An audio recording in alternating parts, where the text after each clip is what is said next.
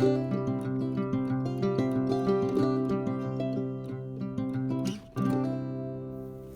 friends, welcome to the Share Report. If you're new here, thank you so much for being here. Be sure to hit that subscribe button. And for those who are returning, thank you so much for your support. Be sure to share this channel, all the things. So I wanted to hop on here because it is the first full day after the inauguration of President Donald Trump.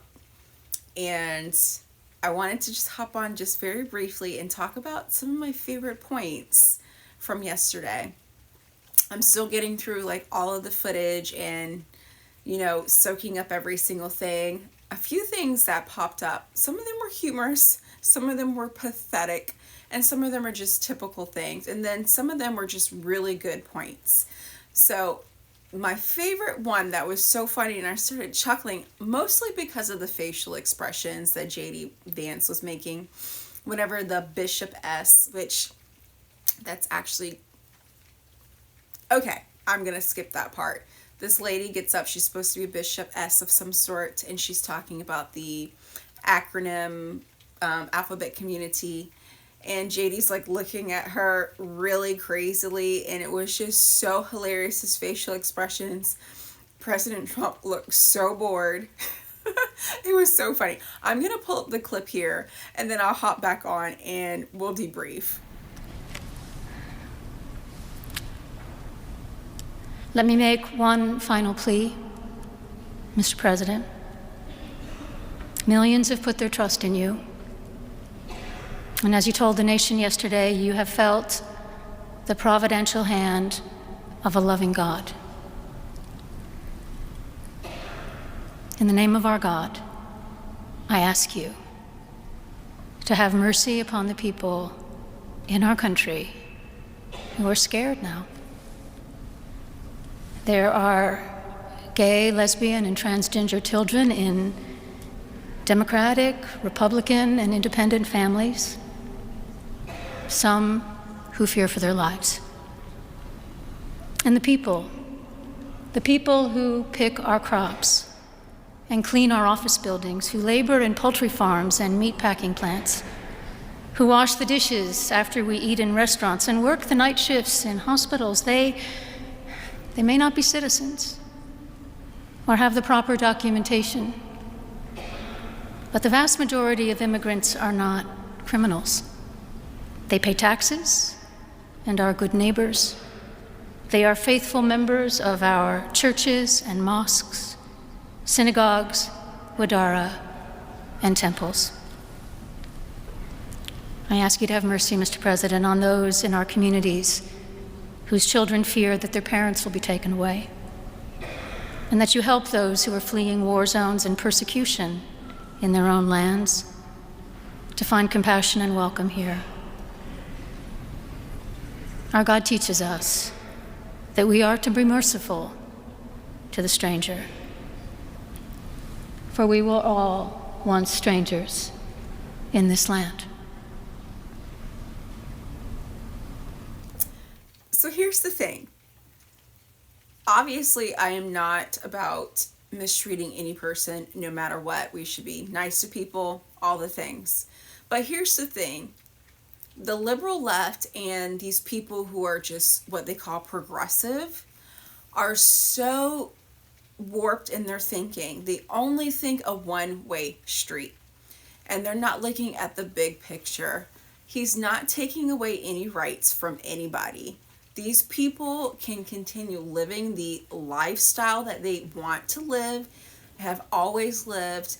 The only thing is, we don't want them bothering our children. We don't want them pushing their agenda down our throats and making every single thing about the alphabet community. They're acting like their rights are going to be taken away. They can do whatever they want to do. And one thing that they are so warped about is that even the alphabet community has been suffering under the last administration. Everybody can't afford groceries. There's so many people in the alphabet community that cannot afford groceries. So, or afford to pay their bills, or struggling, or whatever it may be. So everybody, no matter if you're black, white, whatever kind of lifestyle that you want to live, not for me. God made man and a woman to be together. That's what I think. That's how I feel. And that's what the Bible says. And that's what nature says. But it was just so hilarious, their face, first of all, because JD's like, oh my goodness. And he looks over at his wife.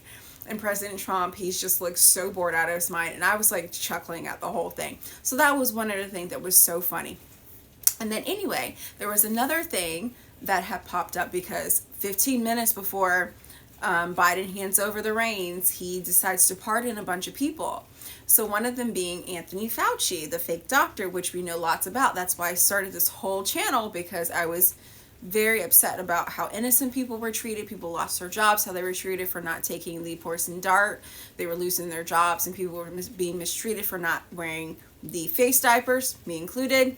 We were treated like we were terrible people. Anyway, besides the point. He got a preemptive pardon.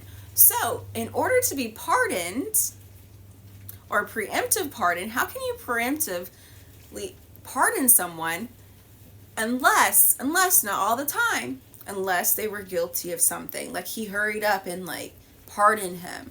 So, Fauci's like, oh, thank you so much, but I'm not guilty of anything. Knowing good and well he has been lying through his teeth, gain of function, all the many different things, even about the face diapers. He was caught. There's so many emails about him lying consistently. So that shows he is very guilty of something. Preemptive pardon. Like, Biden was jumping the gun before they tried to, accuse him, not even accuse him, because, allegedly he was, all these crimes that he was committing or had committed, and all these things that he lied about before he gets tried over these things. So I found that very interesting, which I think most of Americans who have a brain and knew what was going on, they're like, he needs to be put away because crimes against humanity. The third thing, I was like, wow, look at Trump go. 24 hours, he withdrew from WHO, which we know who's very much behind that, the Billy the Kid Gates, who likes to go into foreign countries and harm young girls and give them poison darts and then flee. And now these people are looking for him because he needs to be in jail too, against crimes for humanity, against humanity. So I was very happy to see that. Also, another thing that I was happy to see, first 90 days suspension of all foreign aid. And also, my boss and I were talking today, and he was like, oh, did you hear he's going to suspend also no more government hiring, I think, for the first 90 days. I was like, oh, that's great. Actually, let's continue. Let's suspend all government hiring for the next 4 years, because it'll save the taxpayers lots of money. Also, let's continue the whole thing, suspend all foreign aid for the next 4 years or forever. See how much money we will be saving. Put the American people first, for crying out loud. I want this to happen. Of course, I have relatives and people are going to be saying, oh, it's so, the R word, like they always have to say, the R word. It's always about the R word, which you know. So, oh, he's against this people and against that people, and he's wanting to harm these people. No, it's about America first. Lots and millions of people voted for this, and this is what we wanted, America first. So I'm hopeful. I hope for good things. I pray for good things. I pray for his safety. I pray for him to keep, even if he keeps 25% of his promises, we're better off than what was going to be, what we were going to be burdened by. So let me put it that way. So I wanted to throw that out there. Those are a few things that I was happy about and chuckling about. So I'll be back with some more videos. Let me know your favorite parts of the inauguration was in the comments. Leave it below. I love reading them. I'll see you all in the next video. Thanks so much. See ya.